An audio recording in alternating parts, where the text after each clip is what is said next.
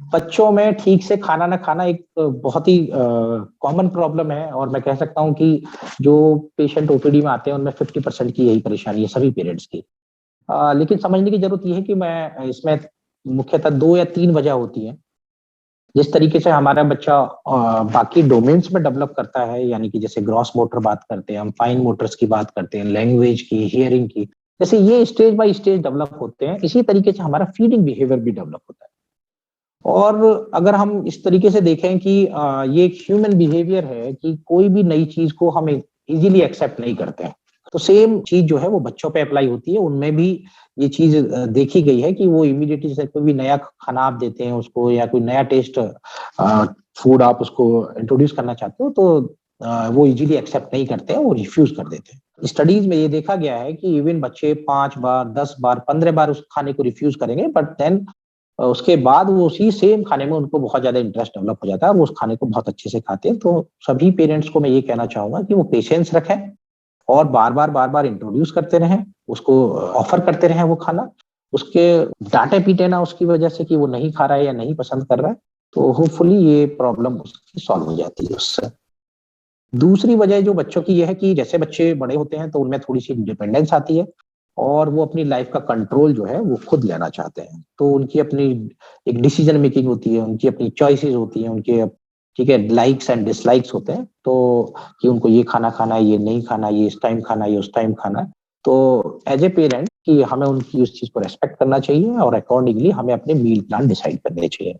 तीसरा जो मुख्य वजह होती है खाने में डिस्टरबेंस की, वो होती है उनके बिहेवियर की वजह से, क्योंकि उनका बहुत ही एक एक्सप्लोरेटिव बिहेवियर होता है, और वो सभी चीज को एक्सप्लोर करना चाहते हैं जो भी उनके आसपास घटित हो रहा है। तो जैसे मान लिया आसपास टीवी चल रहा है तो उनका ध्यान टीवी में ज्यादा होगा, खाने में कम होगा, या आसपास कोई और बच्चे खेल रहे हैं तो वो उनके खेल में शामिल होना चाहेंगे, खाने पे कम ध्यान देंगे।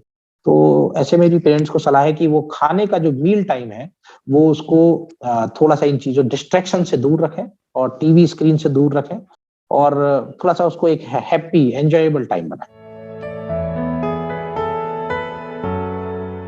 ना खाने की वजह से उनमें बहुत सारी बीमारियां पैदा जरूर हो जाती हैं।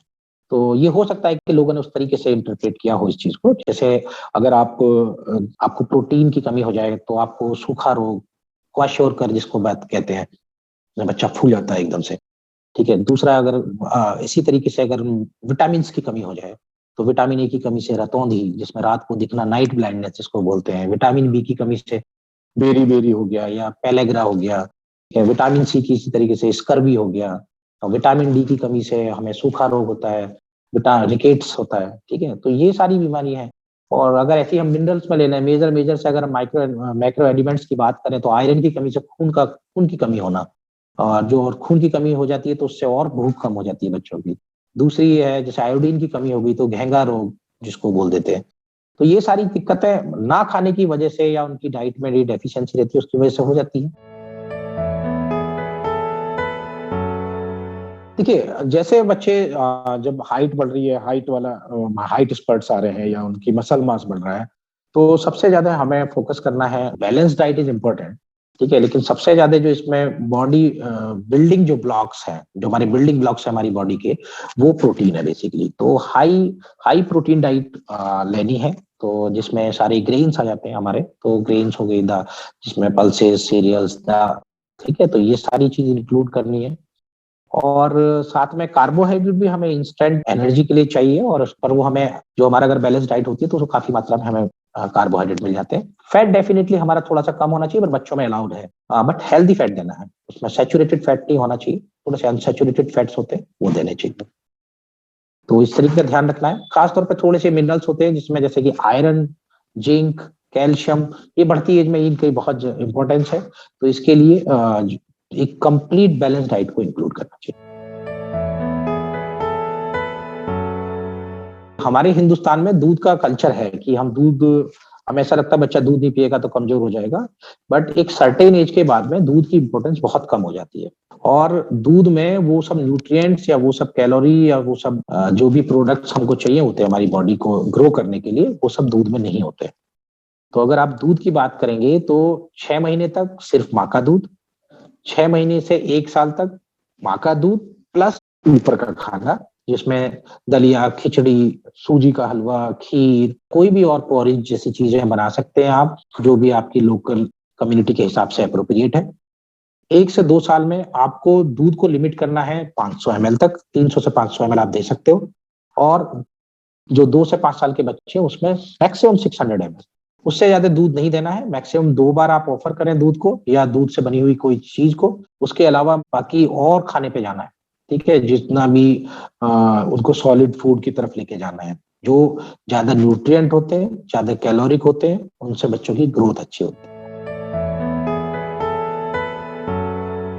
जो एपेटाइजर मार्केट में है वो 2 तरीके हैं। मेडिसिनल हैं जो एलोपैथी को बिलोंग करते हैं, कुछ कुछ हैं जो हर्बल टाइप के होते हैं। तो ऑब्वियसली हर्बल पे मैं कमेंट नहीं कर सकता, लेकिन जो मेडिसिनल एपेटाइजर जनरली यूज करते हैं, दे आर नॉट रिकमेंडेड, उनका इस्तेमाल नहीं करना चाहिए।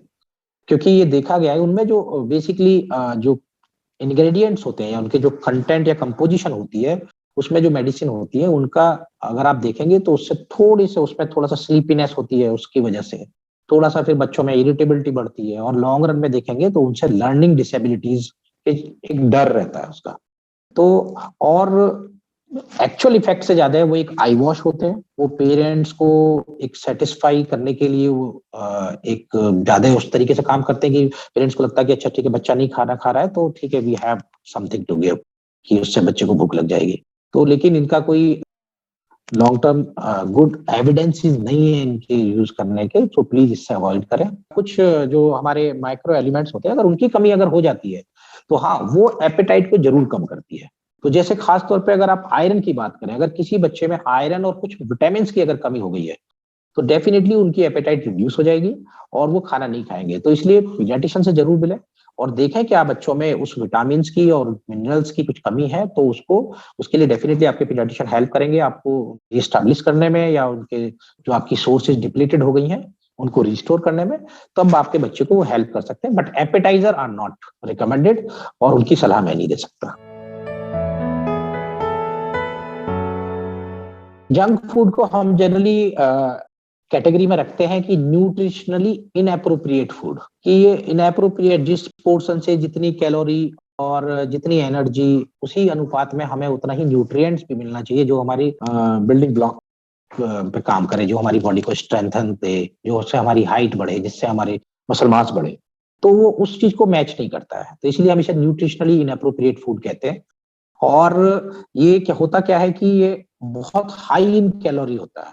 ठीक है, तो आपको बहुत सारी एनर्जी मिल जाएगी उसमें, लेकिन उतना प्रोटीन नहीं मिलेगा, उतने विटामिन नहीं मिलेंगे, उतने मिनरल्स नहीं मिलेंगे। तो मोटापा बच्चों में देखने को मिला है जो बच्चे ज्यादा जंक फूड खाते हैं, कि अगर आज मोटापा है तो एडल्टहुड में उनको दिल की बीमारी, ब्लड प्रेशर की बीमारी और ये सब होने के बहुत ज्यादा चांसेस हैं। तो इसलिए ये चीज हम अलाउ नहीं कर सकते अभी।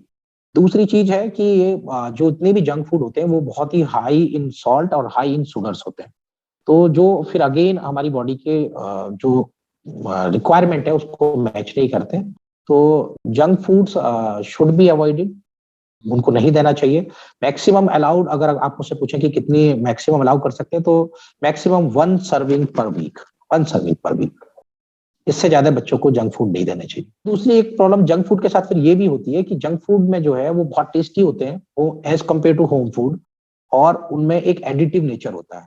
तो बच्चे अगर एक बार एडिक्शन हो गया अगर जंक फूड का, तो फिर वो जो हेल्दी फूड है, जो हमारा होम बेस्ड फूड है, जिससे उनको बैलेंस्ड डाइट मिलेगी, जिससे उनको अच्छी कैलोरी मिलेंगी, उनके ग्रोथ में हेल्प मिलेगी, फिर वो उस खाने को नहीं खाएंगे। तो इसके लिए दुधारी तलवार है, एक तरफ हमें वेस्ट की तरफ लेके जा रही है, दूसरी तरफ हमें जो हमारा मोस्ट न्यूट्रिएंट फूड है हम उसकी तरफ, उसको खाने से बच्चे परहेज कर रहे हैं।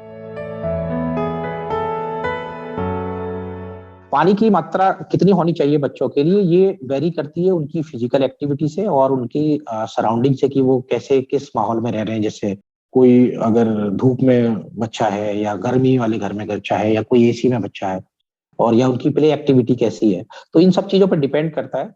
तो मैक्सिमम तो हम ये कहते हैं कि भाई जितना भी बच्चे को बार बार आप जो है पानी ऑफर करते रहें, और वो जितना भी ले उसको देते रहें, पानी पे रेस्ट्रिक्शन नहीं लगानी है। दूसरी चीज ये है कि अगर आप एग्जैक्ट नंबर्स की बात करें तो उसमें मैं ये कह सकता हूँ कि भाई 6 महीने तक के बच्चे के लिए कोई भी पानी नहीं देना है, सिर्फ और सिर्फ माँ का दूध देना है। 6 महीने से 1 साल तक के लिए हाँ, जब माँ का दूध भी देना है, खाना भी देना है ऊपर का, और उसके साथ में अराउंड 200-250 ml ऑफ वाटर भी धीरे-धीरे उसको 24 घंटे में ऑफर करते हुए देते रहना। 1 से 2 साल के बच्चों में आप 250 से लेकर के 1 लीटर तक आप दे सकते हो, उनकी डिमांड के ऊपर है, उनकी एक्टिविटीज़ के डिपेंड करता है, ठीक है? और इसी तरीके से 2 से 5 साल के बच्चों में आप जनरली देखा ये गया है कि 600 से लेकर के 1200 ml तक का पानी की उनको इनटेक की रिक्वायरमेंट होती है। अगर इससे ज़्यादा भी वो पानी पीते हैं तो उसमें कोई बुराई नहीं है, पानी जितना भी वो माँगे उतना दें।